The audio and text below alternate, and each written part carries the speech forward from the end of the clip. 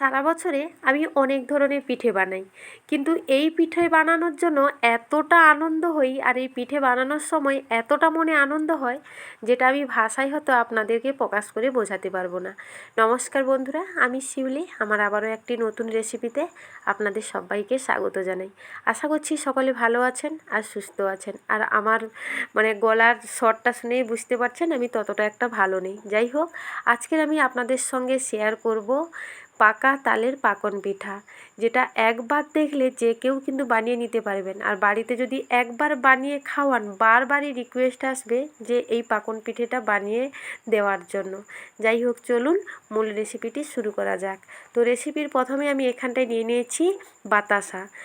এখানটায় কিন্তু কোনো রকম চিনিটা ব্যবহার করবেন না, হয় বাতাসা দেবেন, না হলে আখের গুড় বা খেজুরের গুড় যদি থাকে তাহলে ব্যবহার করবেন।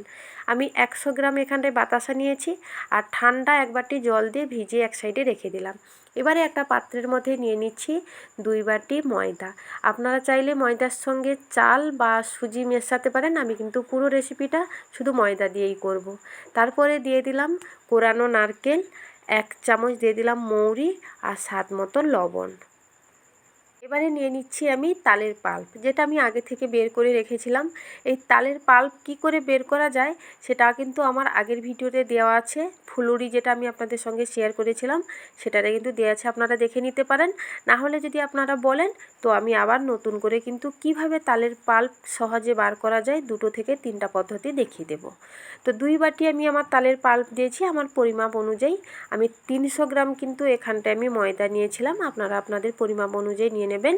এবারে আমি যে বাতাসা ভিজিয়ে রেখেছিলাম সেই জলটা দিয়ে অল্প অল্প করে দিয়ে কিন্তু ব্যাটারটাকে রেডি করছি। একসঙ্গে অনেকটা জল দিতে যাবেন না, তাহলে কিন্তু ব্যাটারটা যদি পাতলা হয়ে যায় সেক্ষেত্রে কিন্তু এই পাকন পিঠেগুলো খেতে একেবারেও ভালো লাগবে না, আর একটাও ফুলবে না। যত ব্যাটারটা সুন্দর হবে এই পাকন পিঠেটা কিন্তু ততটাই সুন্দর হবে। তো আমি অল্প অল্প জল দিয়ে সুন্দর করে কিন্তু একটা ব্যাটার রেডি করে নিয়েছি আর খুব ভালোভাবে কিন্তু ফিটিয়ে নিচ্ছি। কারণ আমি প্রথমেই বললাম না, যত ফেটানো ভালো হবে এই পাকন পিঠেগুলো কিন্তু ততটাই সুন্দর হবে। দেখুন এইভাবে কিন্তু লেন্থটা থাকবে। এবারে কিন্তু আমি ভালোভাবে একটু আরও চামচ দিয়ে ফিটিয়ে নেব। তারপরে কিন্তু ঢাকনা দিয়ে আমি রেখে দেবো 5 মিনিট। যেহেতু আমি ময়দা দিয়ে করছি 5 মিনিট ঢাকনা দিলাম। আপনারা যদি এখানে অ্যাড করেন চালের গুঁড়ো বা সুজি, তাহলে 10 থেকে 15 মিনিট কিন্তু ঢাকনা দিয়ে রাখবেন, যাতে সুজিটা ভালোভাবে ফুলে যায়। তো এইভাবে কিন্তু তার লেন্থটা থাকবে আর একটু ভালোভাবে কিন্তু ফিটিয়ে নিয়ে আমি রেডি করে নেব। তো এখানটায় পুরো আমার রেডি হয়ে গেছে। আর কড়াইতে আমি আগে থেকে তেলটা বসিয়ে দিয়ে গেছিলাম, খুব ভালোভাবে গরম হয়ে গেছে। মাঝ বরাবর একটা হাতা নিয়ে কিন্তু আমি 1 হাতা দিয়ে দিলাম। সঙ্গে সঙ্গে খুন্তি লাগাবেন না, একটুক্ষণ অপেক্ষা করবেন। যখন এইভাবে ফুলে আসবে তখন কিন্তু এইভাবে একটু তেল ছিটিয়ে দেবেন। দেখবেন পুরো ফুটবল যেরকম হয় না, তার থেকেও কিন্তু ভালো ফুলে যাবে। এই দেখুন, প্রত্যেকটা পিঠে আমি একসঙ্গে কিন্তু একটা একটা করে ভাজবো না, কারণ অনেকটা সময় যাবে। আমি এরকম 2-3টা করে কিন্তু আমি ভেজে নেব, আর সবটাই কিন্তু আপনাদের সঙ্গে আমি শেয়ার করব। আপনারা পুরো রেসিপিটি দেখতে থাকুন প্রথম থেকে লাস্ট পর্যন্ত, তাহলে পুরোটাই কিন্তু বুঝতে পারবেন। আর আপনারা যদি কেটে কেটে দেখেন সেক্ষেত্রে কিন্তু আমার কিছু করার নেই, আপনারা কিন্তু অনেক কিছুই মিস করে যাবেন। তো এখানে আপনাদেরকে আমি একটা কথা বলে রাখি বন্ধুরা, আপনারা কে কোথা থেকে দেখছেন অবশ্যই কিন্তু কমেন্ট করে জানাবেন। আর আমার রেসিপিগুলো আপনাদের কেমন লাগে সেটাও কিন্তু অবশ্যই কমেন্ট করে জানাবেন। আমি আগেই আপনাদেরকে বলেছি আমি একজন গ্রামের সাধারণ গৃহবধূ, রান্না করতে খুবই ভালোবাসি, তাই আপনাদের সঙ্গেও শেয়ার করছি। আমি কিন্তু একেবারে যে পাকা গিন্নি বা পাকা রাঁধুনি তেমনটা কিন্তু নয়।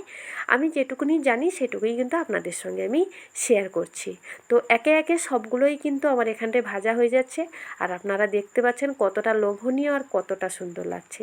সবথেকে মজার ব্যাপার কি জানেন তো বন্ধুরা, এই পিঠেগুলোকে যদি আপনারা 2 থেকে 3 দিন রেখে দেন, এবং কি যদি ফ্রিজের মধ্যে রেখেও যদি আপনারা 2 থেকে 3 দিন রেখে খান, সেক্ষেত্রেও কিন্তু এই পিঠেগুলো একেবারেও শক্ত হয় না, একেবারেই নরম তুলতুলে হয়। যেমন দেখতে সুন্দর লাগে তেমন খেতেও লাগে, আর তেমন টেস্টি এবং সুস্বাদুও হয়। এর স্বাদ ভাগ হবে না, এই রকম একটা ব্যাপার থাকে। অবশ্যই আপনারা একবার বাড়িতে বানিয়ে খাবেন, দিয়ে কমেন্ট করে জানাবেন যে কেমন হয়েছে। তো একে একে কিন্তু আমার সবগুলোই কিন্তু ভাজা এখানটায় হয়ে যাচ্ছে। তো দেখুন কতটা সুন্দর হয়ে ফুলে যাচ্ছে, আর কালারটাও কিন্তু ঠিক সেই রকমই আসে। তো এখানটা একে একে আমার সবগুলোই কিন্তু ভাজা কমপ্লিট হয়ে গেছে, মানে 3টা করে যে আমি ভেজেছিলাম, এবারে আপনাদেরকে একটা করে ভেজে দেখিয়ে দিচ্ছি, কারণ যারা নতুন তারা তো 3টা দিয়ে তো একসঙ্গে ভাজতে পারবে না, তাই একটা দিয়ে আমি দেখালাম। দেখুন কত সুন্দরভাবে ফুলে যাচ্ছে, দেখুন এইভাবে কিন্তু প্রত্যেক কটা আমি ভেজে নেব। আর আমার শরীরটা একটু অসুস্থ, তো কাজ তো বন্ধ করা যাবে না, মানে গলার স্বরটা বুঝতে পারছেন, তো সেই জন্য একটু ভয়েস দিতেও আমার একটু কষ্ট হচ্ছে। যাই হোক, একটু আমাকে ক্ষমা করে দেবেন। তো সবগুলোই কিন্তু আমার এখানটায় ভাজা পুরো রেডি হয়ে গেছে। দেখুন প্রত্যেক কটা কত সুন্দরভাবে হয়েছে, এই দেখুন যেমন নরম তুলতুলে হয় আর ভেতরেও মানে দেখতে অসাধারণ হয়, এই দেখুন প্রত্যেক কটা। যাই হোক বন্ধুরা, আজকের এই পর্যন্ত, দেখা হবে আবারও একটি নতুন রেসিপিতে।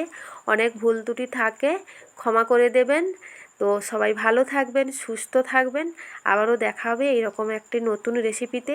আর অবশ্যই আপনারা নেক্সট ভিডিওতে কোন রেসিপি দেখতে চান অবশ্যই কিন্তু কমেন্ট করে জানাবেন। আমি চেষ্টা করব আমার